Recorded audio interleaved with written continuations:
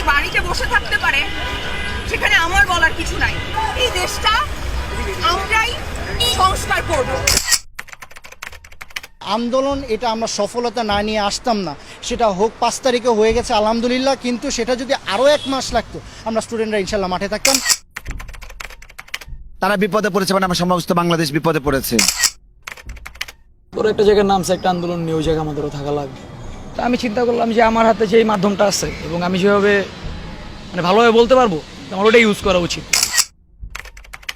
Including gen জি, Hizb ut Tahrir একটা intellectual এবং political strong একটা লিডিং ফোর্স।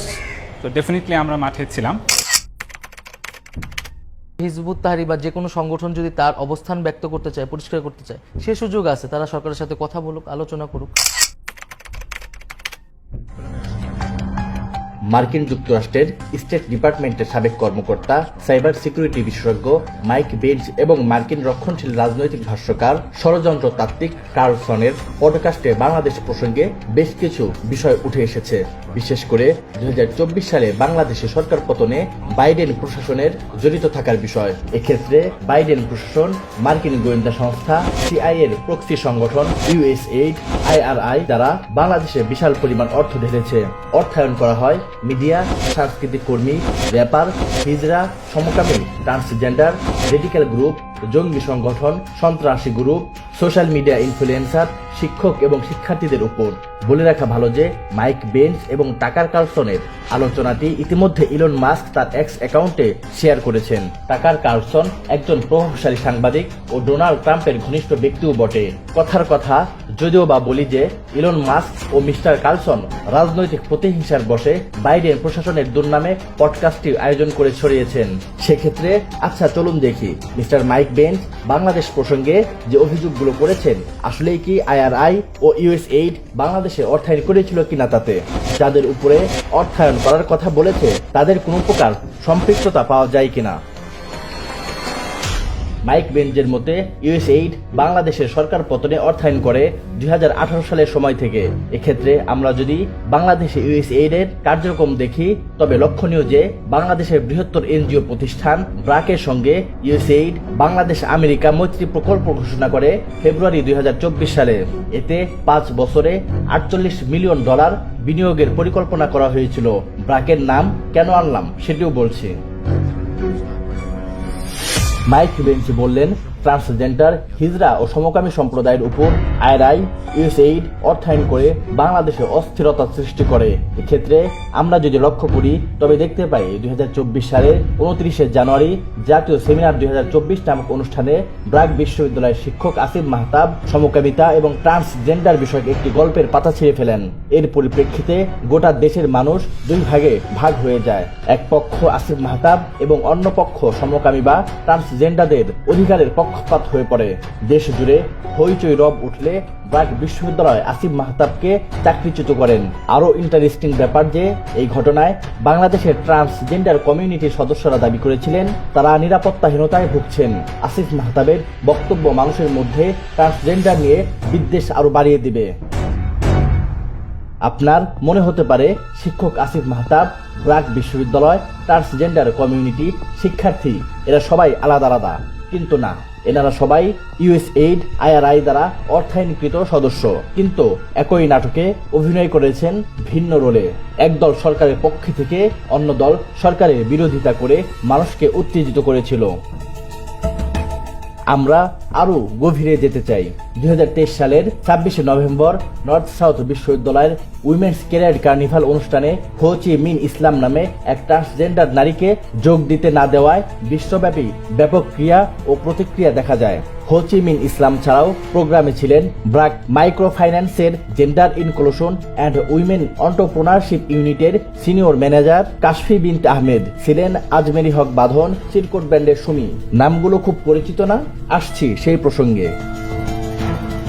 একই বছর অর্থাৎ 2023 সালের 10 আগস্ট গণভবনে তৎকালীন প্রধানমন্ত্রী শেখ হাসিনার সঙ্গে সাক্ষাৎ করেন হো চি মিন ইসলাম। সাক্ষাতের পর তার ফেসবুকে একটা স্ট্যাটাসের মাধ্যমে বলেন, ট্রান্সজেন্ডার মানুষদের জন্য আজকের দিনটি মাইল ফলক।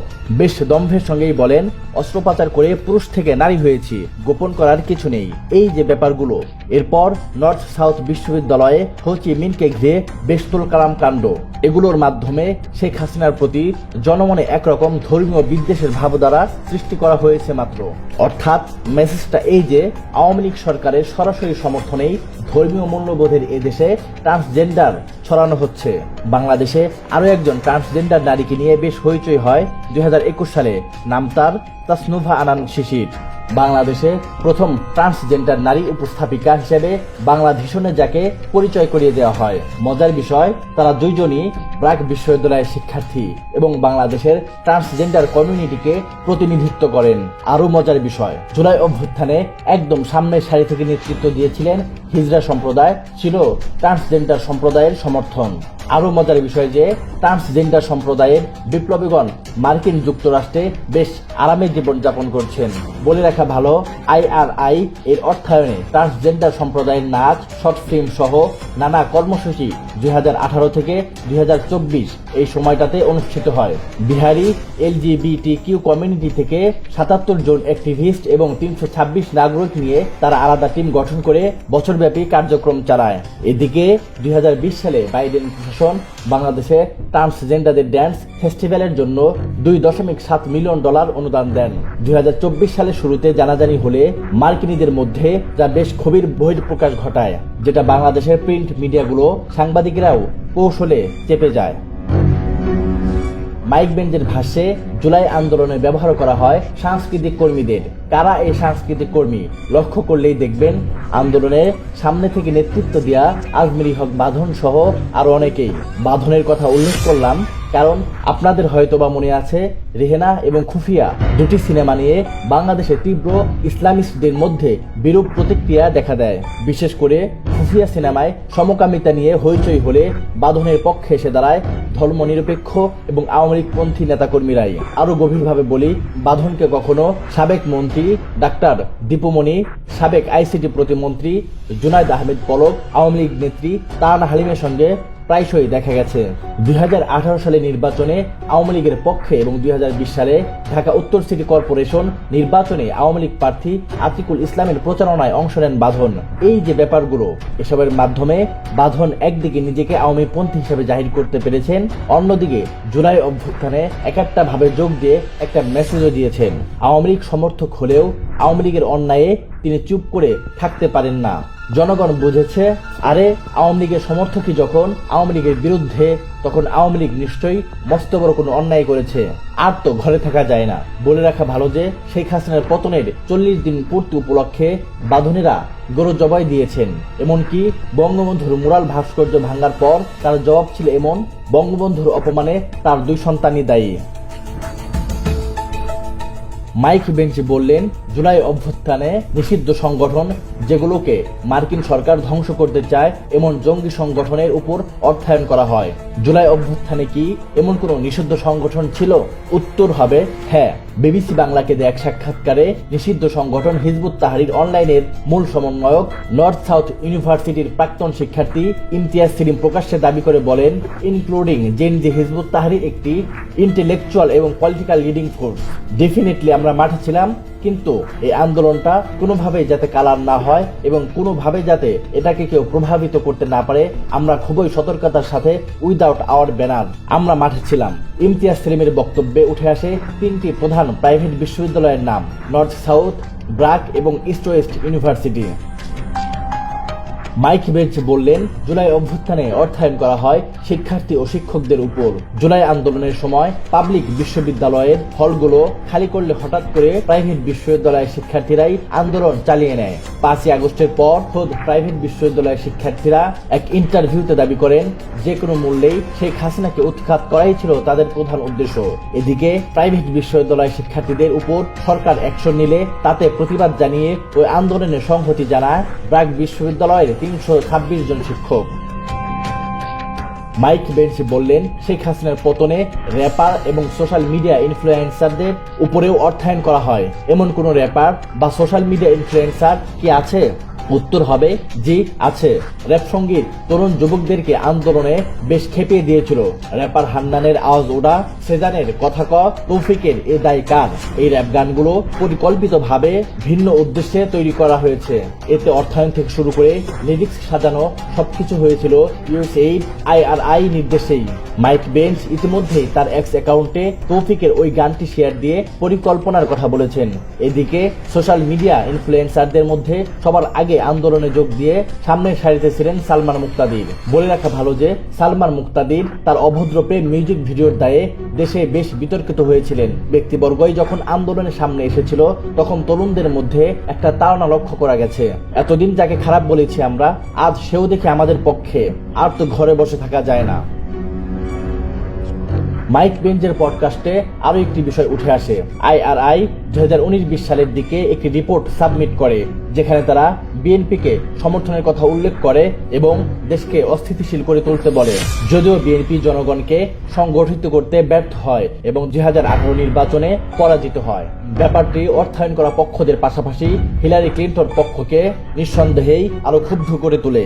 এই পডকাস্টে মাইক বেঞ্চ আরো বলেন, জুলাই আন্দোলনে নতুন দুটি অ্যাক্টিভ স্টুডেন্টস গ্রুপকেও সম্পৃক্ত করা হয়। এদের একটির নাম বেশ পরিচিত, সেটি বৈষম্য বিরোধী আন্দোলনকারীদের রাজনৈতিক দল ছাত্র শক্তি, যা 4 অক্টোবর 2023-এ প্রতিষ্ঠিত হয়। মজার বিষয় যে শেখ হাসিনাকে উৎখাতের এই তথ্যটি রাশিয়ার গোয়েন্দা সংস্থাও জানত।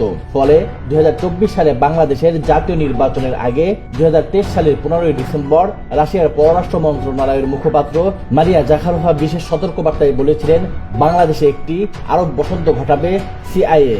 একই সতর্কবার্তা সহিত নিউজ করে চায়নার গণমাধ্যম। জাপানিজ গণমাধ্যম 29 জুলাই একই রকম সম্ভাব্যতা নিয়ে নিউজ করে। যাই হোক, ওই পডকাস্টে আরো একটি বিষয় উঠে আসে। বাংলাদেশের নিরাপত্তাকে প্রাধান্য দিয়ে শেখ হাসিনা বাংলাদেশে মার্কিন যুক্তরাষ্ট্রকে মিলিটারি বেস করতে দেননি। ফলে 2018 সাল থেকে আমেরিকা, USAID, IRI, NDI এর মতো প্রতিষ্ঠানের দ্বারা বাংলাদেশকে পলিটিক্যালি ডিস্টার্ব করার প্রচেষ্টা শুরু করে।